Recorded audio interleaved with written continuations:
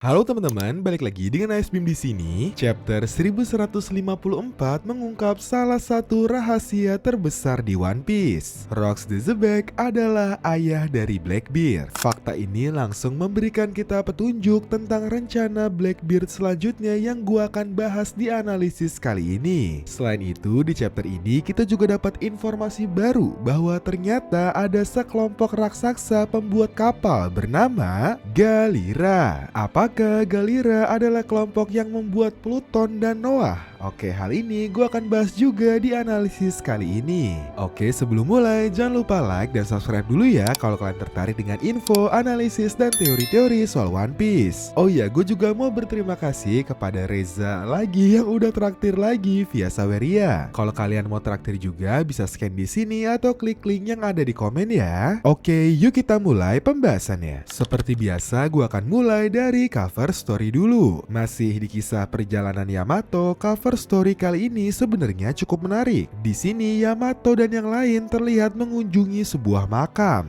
Di sini tertulis bahwa mereka mengunjungi makam seorang pahlawan yang lahir di West Blue dan besar di Ringo. Jujur gua penasaran siapa sih pahlawan yang dimaksud, tapi setelah gua riset, jujur gua belum nemu dan masih jadi misteri. Coba komen dong kira-kira siapa menurut kalian pahlawan yang dimaksud di sini. Oke, sekarang kita masuk ke topik utama ya. Pada chapter 1154, tepatnya pada dialog antara Harald dan Jarul, kita dapat banyak banget informasi penting. 56 tahun yang lalu di rumah Jarul, kita dapat informasi baru bahwa ternyata Harald pernah mengunjungi Levelly. Di sini dia mengatakan bahwa salah satu temannya yang merupakan seorang raja membantunya menyelinap masuk dengan cara membuat Harald berpura-pura menjadi penjaganya. Nah, dari sini gue langsung bertanya-tanya, kok bisa Harald menyamar jadi penjaga? Kan tubuhnya gede banget. Emangnya gak curiga kalau seorang raja punya penjaga sebesar raksasa kuno? Kesimpulan sementara gue, mungkin ini adalah clue bahwa Harald punya kemampuan untuk mengubah ukuran tubuhnya. Hal ini mungkin yang akan dilakukan Loki jika dia nanti benar-benar bergabung ke bajak laut topi jerami. Tapi jujur teori ini masih tergolong lemah karena gue masih nggak bisa ngasih penjelasan dari mana asal kekuatan tersebut. Apakah buah iblis atau kemampuan unik raksasa kuno? Oke, lanjut ya. Di sini Harald juga menjelaskan bahwa pada acara Levelly terjadi sebuah pembunuhan. Tragedi ini bisa dibilang yang menyelamatkan Harald dari penyamarannya. Nah, pembunuhan yang dimaksud di sini kemungkinan besar adalah pembunuhan terhadap Admiral karena di akhir chapter kita dijelaskan bahwa Rocks juga mengunjungi Levelly pada saat itu dan bertemu dengan Harald. Di sini dijelaskan bahwa Rocks telah membunuh seorang Admiral seorang diri. Oke, lanjut ya. Masih di dialog antara Harald dan Jarul. Di sini kita diperkenalkan dengan satu kelompok yang menarik banget bernama Galera. Diketahui Galera adalah sekelompok raksasa pembuat kapal yang menggunakan palu untuk berperang. Mereka berkelana jauh dan rutin mengirim surat ke Elbaf dan sayangnya saat ini mereka semua sudah ditangkap dan ditahan. Jarul di sini menjelaskan bahwa kemungkinan besar pemerintah dunia adalah dalang dari penangkapan Galera. Kemungkinan besar Galera ditahan dengan cara dibekukan di suatu tempat. Oke, jujur ini menarik banget. Gue coba bahas satu-satu ya. Pertama, nama Galera langsung mengingatkan gue dengan Galela, perusahaan pembuat kapal yang sangat terkenal yang ada di Water 7. Gue hampir yakin bahwa Galera adalah leluhur langsung dari Galela milik Iceberg. Karena kalau kalian perhatiin logonya, kapal yang digambarkan di sini adalah kapal Viking yang jadi sumber inspirasi Elbaf. Jika teori ini benar, reaksi Franky dan Iceberg ketika melihat blueprint dari Pluton sangatlah masuk akal. Mereka sangat kaget dan heran bagaimana bisa seorang manusia biasa bisa membangun senjata kuno seperti Pluton. Hal ini jadi terjawab karena karena ternyata yang membangun Pluton bukanlah manusia biasa, melainkan kelompok raksasa dari zaman kuno. Oke, nggak berhenti sampai situ. Pada chapter 660,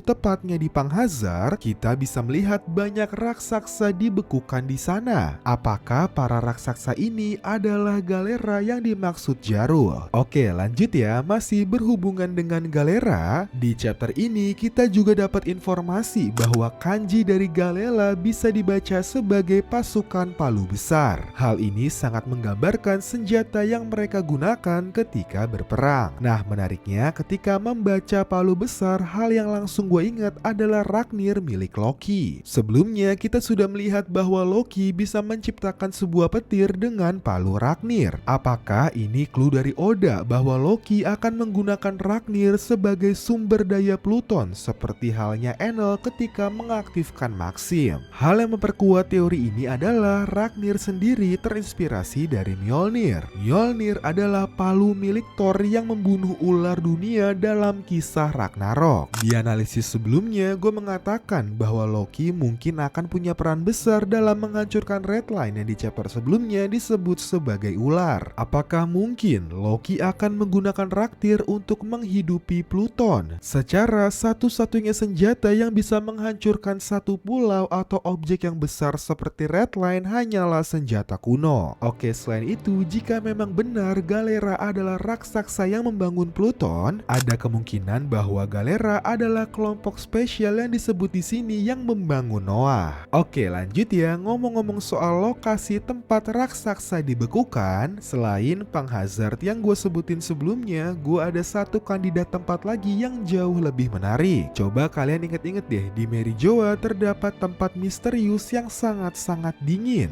Tempat di mana Imu menyimpan topi jerami raksasa yang kemungkinan besar milik Joy Boy. Selain Panghazard, Mary Joa jadi opsi yang jauh lebih menarik menurut gua. Mungkin Imu menangkap dan membekukan raksasa kuno di Mary Joa. Dan jika ini benar, jujur ini jadi kekuatan yang bener-bener menyeramkan banget. Bayangin aja dengan kekuatan Imu yang bisa mengendalikan seseorang, kelompok raksasa kuno ini bisa dibangkitkan kapan aja dan jadi senjata yang sangat kuat. Coba komen, menurut kalian masuk akal nggak bahwa raksasa kuno dibekukan di Mary Joa? Oke, lanjut ke topik lain yang agak lebih ringan sedikit ya. Gua mau apresiasi Oda yang bisa merangkum 3 fase kehidupan Loki dengan satu gambar ini. Coba kalian perhatiin ekspresi Loki. Pertama, Loki ada di fase kesedihan. Hal ini ditunjukkan dengan ekspresi sedih dari mulut Loki. Fase ini di mana Loki sangat dibenci oleh ibunya dan disiksa oleh pamannya. Di fase kedua adalah fase kekosongan. Hal ini diperlihatkan dengan wajah Loki yang datar dan tanpa ekspresi. Hati Loki di fase ini benar-benar mati,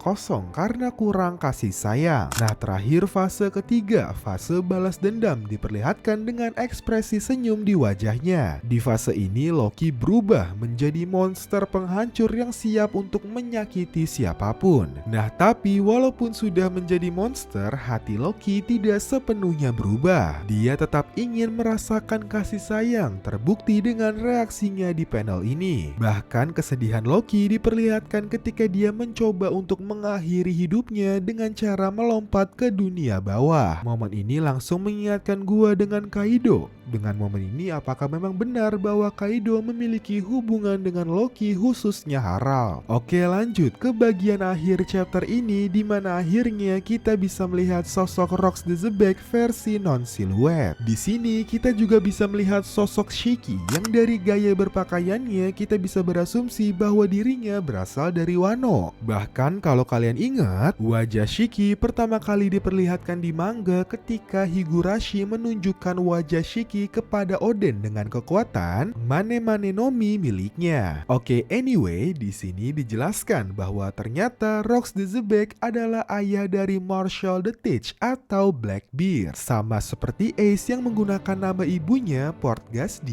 sepertinya Teach juga menggunakan nama ibunya yaitu Marshall D. Oke, lanjut. Dari dari narasi ini kita tahu bahwa Rox ternyata pernah mengunjungi Lively di Merijoa dengan tujuan yang masih menjadi misteri. Tapi sepertinya hal ini berhubungan dengan subjek terlarang yang pernah Sengoku sebutkan sebelumnya. Nah, dari informasi ini, jika Blackbeard adalah penerus dari Rox, akhirnya kita paham kenapa Blackbeard sangat ingin membuat Blackbeard Kingdom. Sepertinya Blackbeard sangat ingin punya akses ke Lively, tepatnya ke Merijoa. Blackbeard sepertinya akan memiliki tujuan yang sama dengan Rox, yaitu menyentuh subjek terlarang yang disebutkan Sengoku sebelumnya. Nah, kira-kira subjek terlarang apa yang disebutkan Sengoku? Oke, lanjut ya. Menariknya, pada saat momen kedatangan Rox, kita bisa melihat ada gunung yang terbelah. Nah, mungkin ini jadi clue kecil tentang kekuatan Rox the Zebek. Nah, banyak yang berteori kalau Rox punya kekuatan buah iblis OP-OP Nomi hanya karena Rox mengeluarkan gestur tangan yang sangat mirip dengan Lau. Jujur, gue sama sekali nggak setuju karena coba deh kalian baca lagi dialognya di sini. Di sini udah jelas Rox mengatakan bahwa dia meminta Loki menjawab 2 pertanyaan. Oleh sebab itu, Rox mengeluarkan gestur seperti ini. Oke, sebagai penutup, Elbaf sepertinya jadi arc yang mengungkap ayah di beberapa karakter. Dari mulai Garling yang dikonfirmasi sebagai ayah Shanks, lalu kali ini ada Zebek yang ternyata dikonfirmasi sebagai ayah dari Blackbeard. Jika kalian perhatiin, 3 dari Yonko saat ini punya ayah yang keren-keren banget dan punya peran yang sangat penting. Nah, kira-kira apakah Bagi punya ayah dengan peran besar juga? Coba komen ya. Terima kasih sudah nonton video ini. Jangan lupa like, comment, share, dan subscribe supaya makin semangat bikin video.